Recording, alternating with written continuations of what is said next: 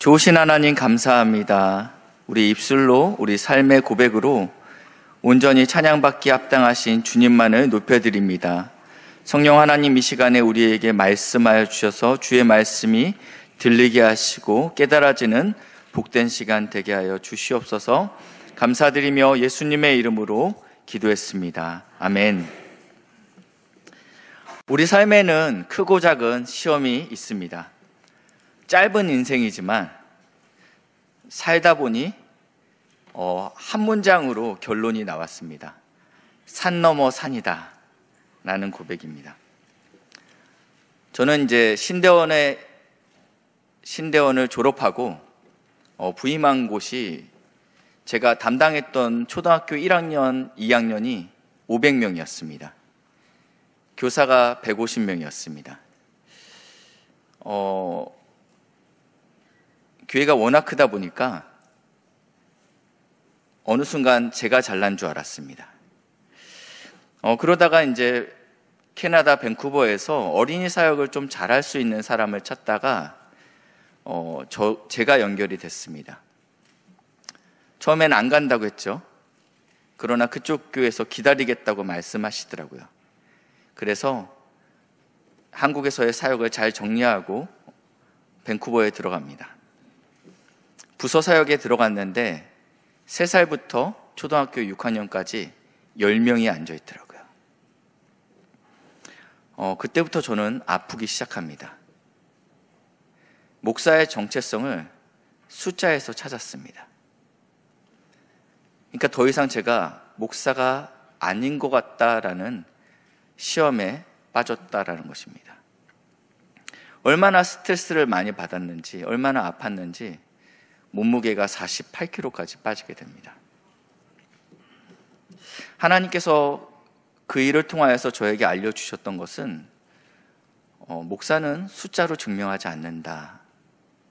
너의 너됨은 숫자로 이야기하는 것이 아니다라는 그 과정을 저한테 오랜 시간 동안 알려주셨습니다. 학생들은 대학만 가면 모든 문제가 해결될 것이라고 생각합니다. 그러나 또 취업이라는 관문이 있습니다. 그 다음에는 더 큰 결혼의 문제가 있습니다. 우리 3040은 또 회사 안에서 진급과 또 이직, 그리고 자녀 교육에 문제가 있습니다.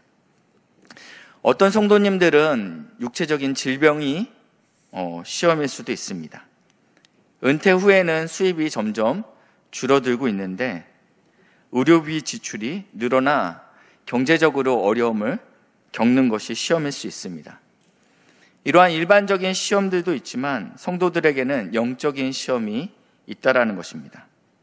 예수를 잘 믿으면 만사형통일 것 같지만 누구에게나 영적으로, 육적으로 시험이 찾아옵니다. 시험이 없는 자는 없습니다. 신성의 성도님들이 시험을 능히 승리하시길 주님의 이름으로 축복합니다. 첫 번째, 시험은 누구에게나 있습니다. 학교를 다니는 학생은 공부를 못하는 학생뿐만 아니라 공부를 잘하는 학생에게도 시험이 있습니다. 마찬가지로 영적인 시험에 있어서도 믿음이 부족한 자에게만 있는 것이 아닙니다. 믿음이 성숙한 자들에게도 영적인 시험이 찾아옵니다.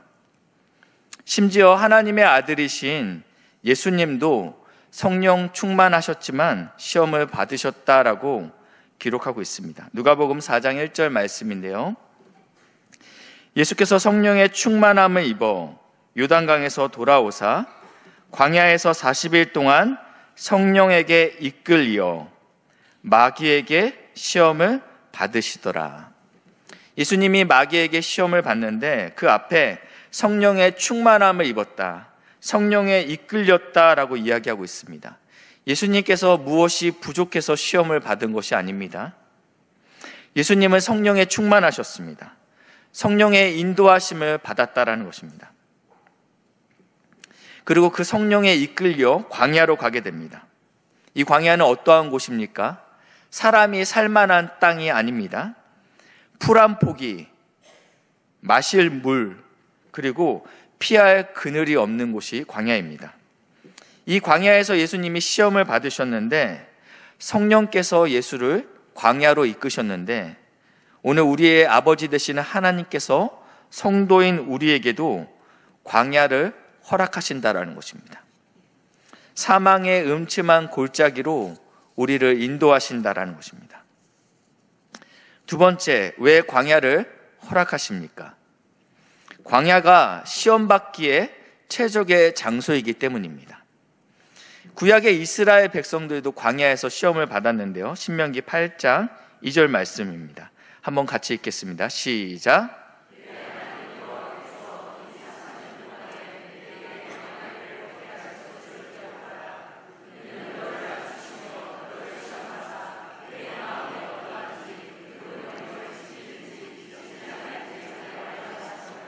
아멘. 하나님께서 이스라엘 백성을 출애굽시키셨습니다. 바로 약속의 땅 가나안 땅으로 들어가게 되면 일주일이면 당도할 수 있는 거리를 여호와 하나님께서 앞장서서 낮에는 구름 기둥으로 밤에는 불 기둥으로 이스라엘 백성을 광야의 길로 인도하셨습니다. 왜냐하면 광야가 최적의 시험의 장소였기 때문입니다. 이곳에서는 마실 물과 먹을 음식을 얻기 위해서는 하늘만 바라봐야 됐습니다. 왜냐하면 하늘에서 만나가 내리기 때문입니다. 그리고 또 뜨거운 태양을 피하기 위해서도 마찬가지로 구름 기둥, 하늘만 바라봐야 됐습니다. 광야는 마음을 낮추는 장소입니다. 의지할 것이 하나님 외에는 아무것도 없습니다. 고백할 수 있는 장소가 광야라는 것입니다. 이스라엘 백성은 지금 하나님만 집중하여 바라볼 수 있는 광야에서 어떻게 했는지 시편 95편에 나와 있습니다. 너희는 무리바와 같이 또 광야의 마사에서 지냈던 날과 같이, 여기서 말하는 무리바와 마사는 같은 지명입니다. 같은 지역인데 다른 이름으로 쓰여지는 것이죠. 이곳에서는 어떠한 일이 있었냐면요, 출애굽기 17장에 이 무리바 사건이 나와 있는데 이스라엘 백성이 마실 물이 없으므로 백성들이 모세에게 원망하던 곳이 이 무리바입니다. 이 원망의 내용은 이렇습니다. 여호와가 우리 중에 없는가? 만약에 여호와 하나님이 우리 중에 계시다면 우리에게 왜 이러한 어려움이 찾아오는가? 그러나 하나님은 이 출애굽기 17장에 지금 이러한 원망을 쏟아내고 있는데 바로 앞에 있는 출애굽기 16장에서는 하나님께서는 이스라엘 백성에게 매일 만나와 메추리를 먹이고 있다는 것입니다. 분명하게 하나님께서 오늘도 만나를 주셨습니다. 하나님의 살아계심과 공급하심을 오늘 아침도 체험했다라는 것입니다. 근데 그 하나님이 없다고 말하는 것은 은혜를 기억하지 못하고 배반하는 것입니다. 배응망덕한 자이죠. 시편 95편 10절입니다. 내가 40년 동안 그 세대로 말미암아 근심하여 이르기를 그들은 마음이 미혹된 백성이라 내 길을 알지 못한다 하였도다. 11절입니다. 시작.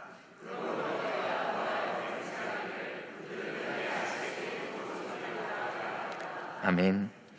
하나님은 이스라엘 백성을 40년간 신실하게 만나와 메추리로 공급하셨습니다. 백성들은 40년 동안 끊임없이 불평하며 하나님을 근심했다라고 이야기하고 있습니다. 그러므로 그들은 시험에 통과하지 못하게 됩니다. 이 모습이 오늘 우리의 모습이 되지 않길 주님의 이름으로 축복합니다. 하나님이 우리에게 주신 이 놀라운 사랑과 은혜를 우리는 반드시 기억해야 됩니다. 적극적으로 이 하나님의 은혜를 기억해야 됩니다. 혹시 성도님들 중에 지금 나의 삶이 광야입니다. 지금 하나님이 나와 함께하지 않는 것 같습니다. 그래서 마음이 무너져 있습니다. 라고 느끼시는 성도님들이 있다면 지난날 하나님께서 어떻게 나를 먹이시고 어떻게 나를 입히시고 어떻게 나를 보호하셨는지를 기억하시면서 감사하시기를 축복합니다. 감사는 입술로 드리는 순종입니다. 다시 한번 말씀드리겠습니다. 감사는 입술로 드리는 순종입니다. 감사할 수 없는 상황에서도 의지를 들여서 감사하십시오. 그러면 하나님께서 우리의 마음과 생각을 지키십니다. 우리에게 평안을 주시고 감사할 일들로 우리를 채우신다라고 말씀하십니다. 다시 오늘 본문으로 들어가서 예수님의 첫 번째 시험은 자기 증명의 시험이었습니다. 이 예수님의 첫 번째 시험은 자기 증명의 시험이었습니다. 광야에 이끌려 오기 전에 예수님이 들렸던 곳이 있습니다. 바로 요단강이죠. 예수님이 요단강에서 세례를 받게 됩니다.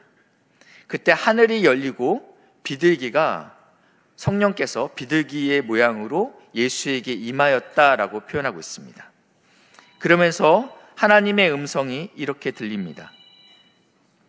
이는 내 사랑하는 아들이다. 만약에 제가 하나님이었다면 이 고백을 아껴뒀을 것 같습니다. 예수님은 크고 놀라운 일들을 많이 감당했습니다.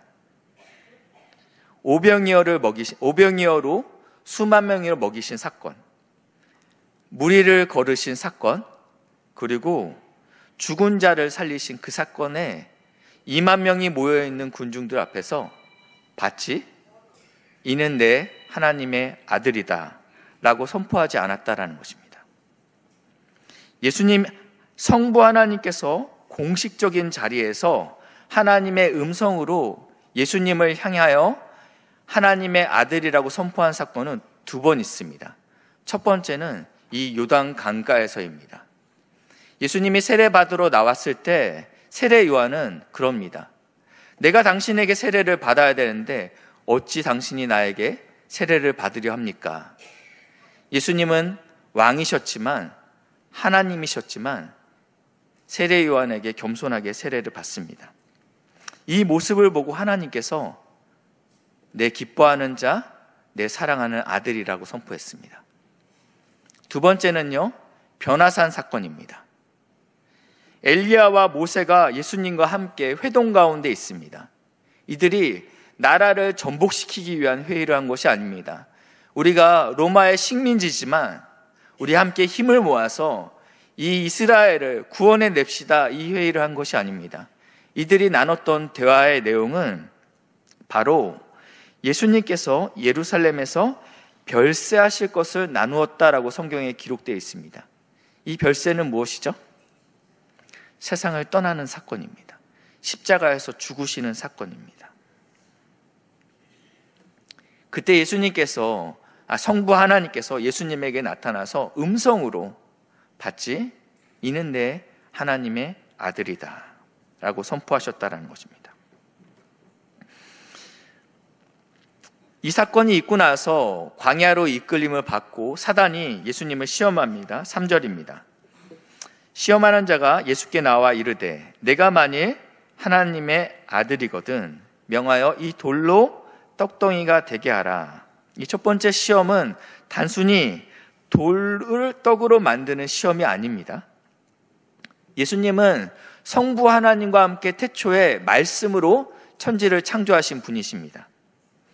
예수님은 보리떡 2개와 물고기 5마리로 수만 명을 배불리 먹이실 수 있는 분입니다.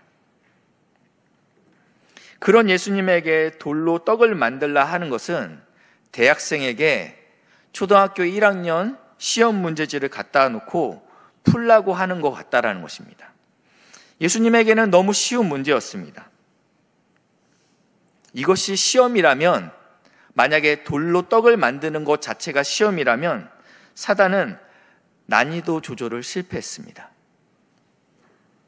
이 마귀의 시험은 당신은 하나님의 아들이잖아. 당신 정말 하나님의 아들이잖아. 그러면 거기에 걸맞게 능력을 보이라는 것입니다. 왜 그렇게 배를 곪고 있어? 왜 굶주리고 있지? 능력 있으면 먹으면 되잖아. 이것이 사단이 예수님에게 주는 시험이었습니다. 어떤 분은 이렇게 생각할 수 있습니다. 예수님이 배가 안 고프실 수 있지 않습니까? 왜냐하면 그분은 인간이기도 했지만 또 하나님이기도 하나님이시기 때문입니다. 마치 이런 것은 예수님은 반신 반인으로 보는 것과 같습니다. 반만 하나님이고 반만 인간이라는 것이죠. 그런데 오늘 본문 2절에 보시니까 40일 금식 후에 줄이셨다라고 분명히 말씀하고 있습니다.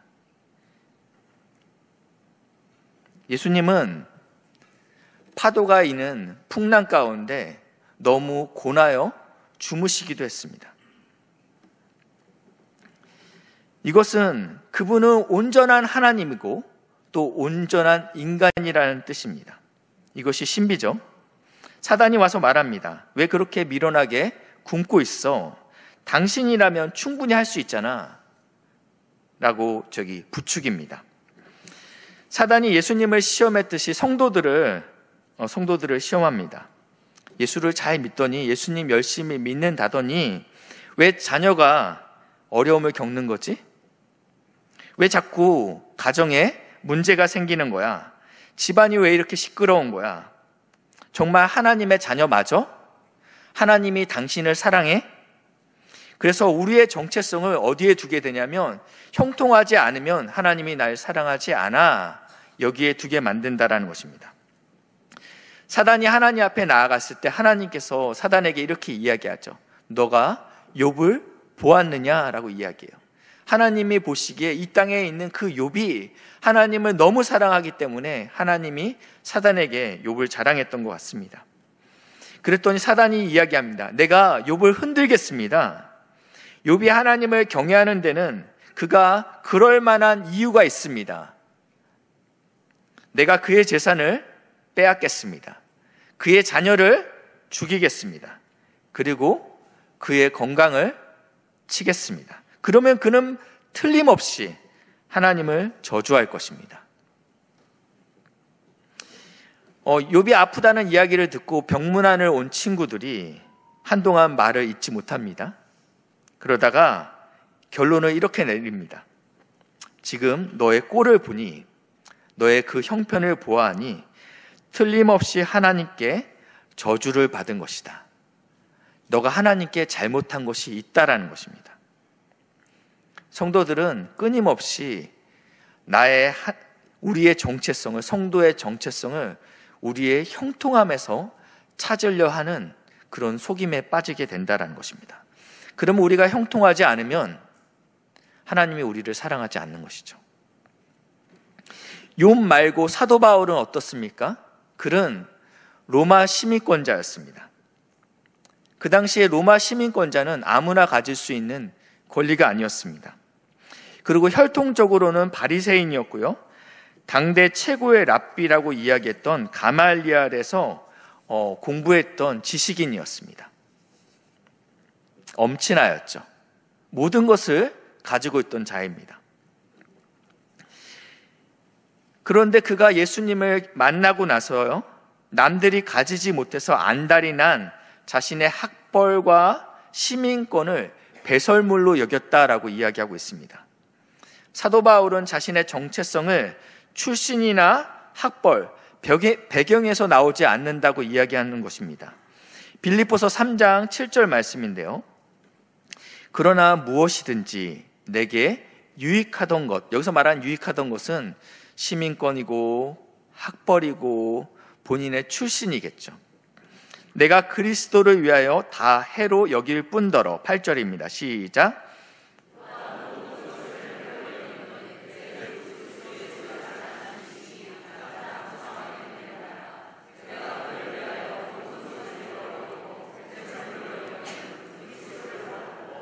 아멘.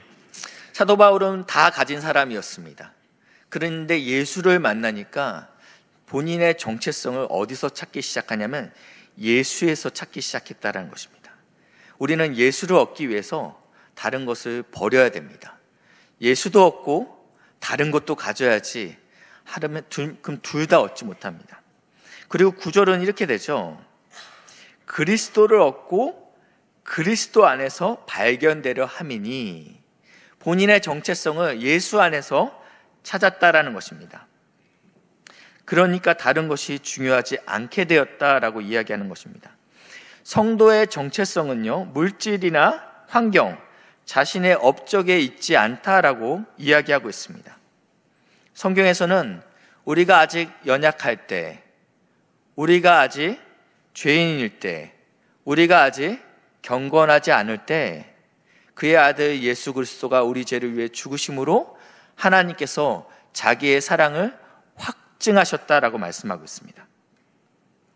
우리의 정체성은 여기 있다라는 거야. 주님, 저는 아직 연약합니다. 내가 너를 위해 죽었어. 주님, 아직 저는 죄인입니다. 내가 너를 위해 죽었어. 우리는 하나님의 사랑하는 아들, 딸이 성도의 정체성이라는 것입니다. 우리의 정체성은 밖에 있지 않습니다. 나의 나됨에 있지 않다라는 것입니다. 예수님께서 우리를 위해 죽으심으로 사랑하는 아들, 사랑하는 딸로 정체성을 확증하셨습니다. 여기까지 정리를 좀 해보겠습니다. 우리는 누구나 광야를 만나게 됩니다.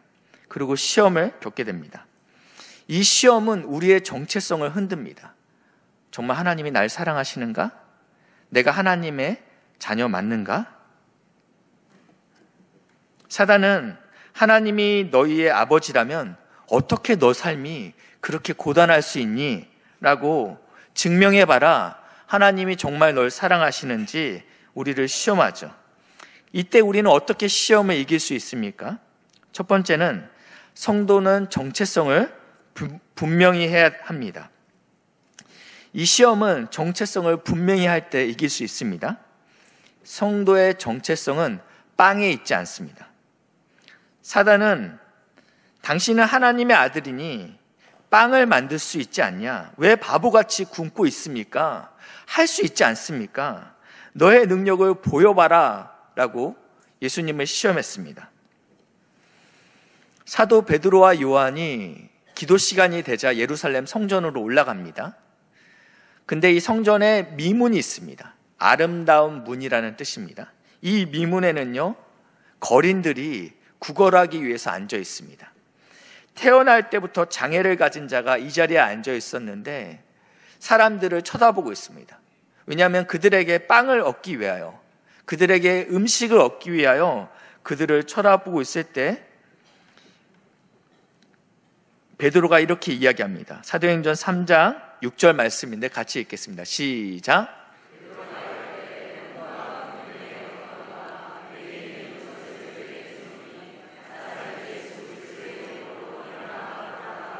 아멘.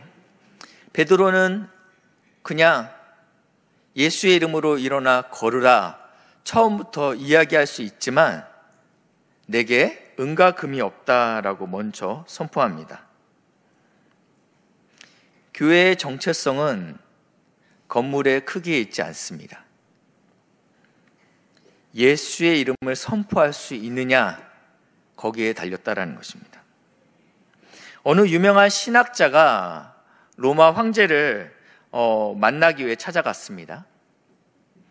그 성전이 너무 멋있고 화려했기 때문에 이 신학자는 교황에게 이렇게 이야기합니다. 이제 교회가 은과 금은 내게 없거니와 라는 말을 하지 못하게 되었습니다. 이 이야기를 들은 교황은 이렇게 이야기합니다. 네, 그래서 나사렛 예수 그리스도 이름으로 일어나 걸으라는 말도 못하게 되었습니다. 이것이 만약 실화라면 마냥 웃지 못할 이야기입니다. 왜냐하면 오늘날 우리 조국의 교회의 모습이기 때문입니다. 오직 신성교회가 예수님의 이름으로 영적 소경이 눈을 뜨게 하고 예수의 이름으로 영적 문둥병이 깨끗함을 받게 되는 교회가 되길 주님의 이름으로 축복합니다. 우리의 정체성은 우리 안에 있지 않습니다. 우리의 정체성은 하나님께 두어야 됩니다. 우리가 가지고 있는 재물과 명예, 학력, 집안, 스펙 이런 것들이 우리에게 주어진 것은 하나님께서 사명을 감당하라고 우리에게 선물로 허락하신 것이라고 믿으시길 바랍니다. 이것 자체가 목적이 되어서는 안 됩니다.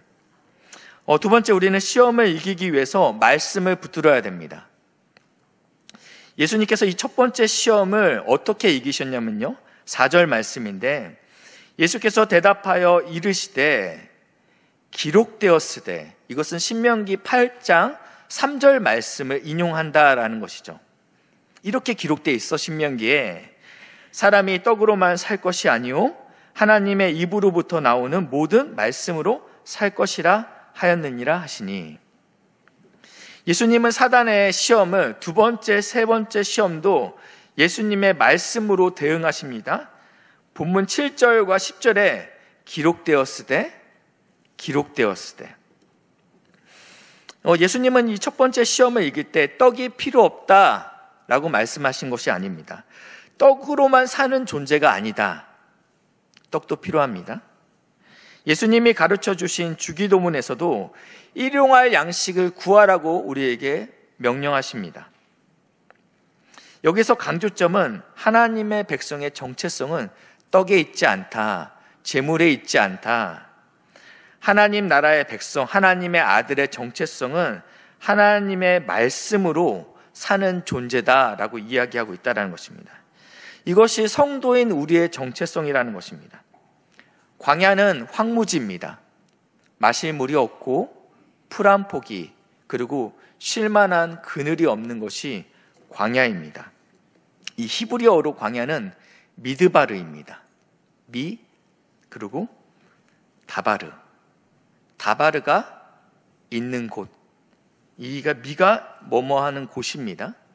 그러니까 미드바르, 황무지인데 이것을 띄어 읽으면 다바르가 있는 곳입니다. 이 다바르는요, 말씀입니다.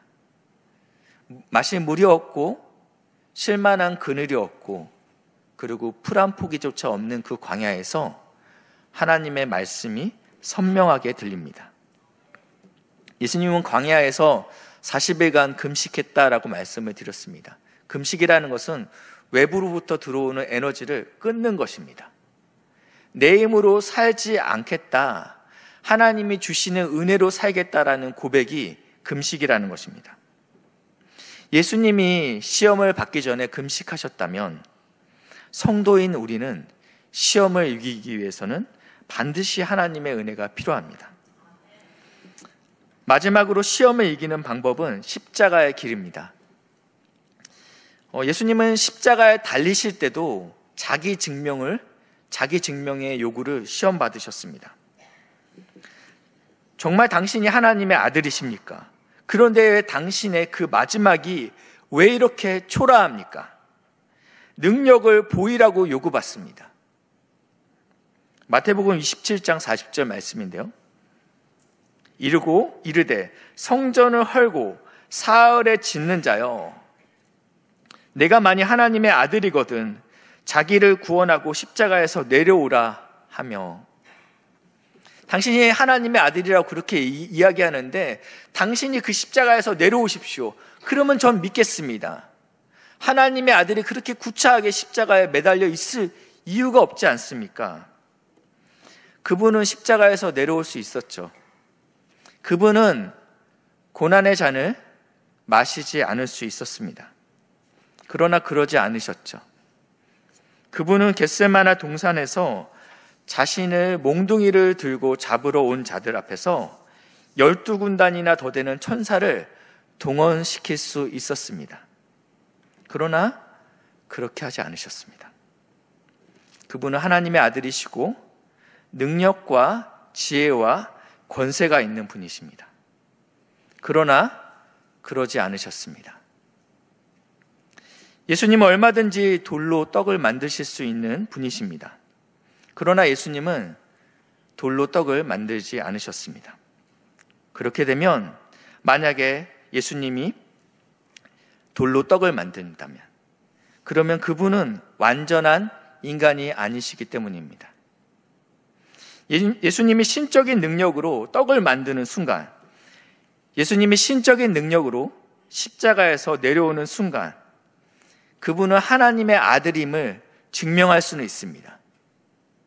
그러나 그분은 완전한 인간이 못 되는 것입니다. 그분은 완전한 인간으로서 이 땅에 오셔서 우리의 죄를 대속하셨습니다. 우리 때문에 예수님께서 이 십자가의 길을 걸으셨다라는 것입니다. 오늘 성도들에게도 이것이 요구됩니다.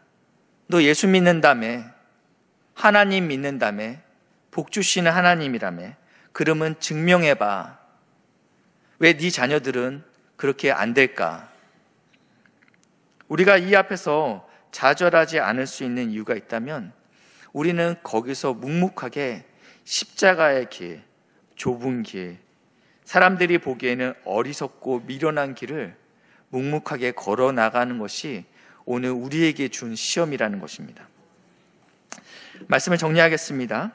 우리는 살면서 다양한 시험을 맞이하게 됩니다. 근데 그 시험은 우리의 정체성을 흔듭니다. 예수님도 시험을 받으셨습니다. 그리고 예수님은 말씀으로, 그리고 십자가의 길을 가심으로 이 시험을 이기셨습니다. 할 수 있음에도 불구하고 하지 않음으로 우리를 구원하시기 위해 십자가를 지셨습니다. 이것이 바로 우리가 따라야 될 모범이라고 말씀하고 있습니다. 성도가, 교회가 보여줄 수 있는 것은 십자가의 능력뿐입니다. 좁은 길로 따라가는 것뿐입니다. 어떠한 고난과 또 시험 가운데 있더라도 신실하신 하나님을 기억하십시오. 그리고 감사를 고백하시는 성도님들 되시길 주님의 이름으로 축복합니다. 우리를 위해 십자가를 지신 예수님을 바라보십시오. 그분의 능력으로 시험을 이기시길 주님의 이름으로 축복합니다. 하나님의 말씀 안에서 우리의 정체성을 두고 날마다 승리의 삶을 살아가시길 주님의 이름으로 축복합니다. 기도하시겠습니다. 우리가 아직 원수 되었을 때, 연약할 때 그리스도께서 우리를 위해 죽으심으로 하나님의 자기 사랑을 확증해 주시니 감사합니다. 우리의 어떠함과 상관없이 너는 사랑하는 내 아들이라고, 내 딸이라고 말씀해 주시니 감사합니다. 우리의 정체성이 흔들리지 않게 하시고 온전히 십자가의 길을 묵묵하게 걸어갈 수 있는 복된 성도들 될 수 있도록 인도하여 주시옵소서. 감사드리며 예수님의 이름으로 기도했습니다. 아멘.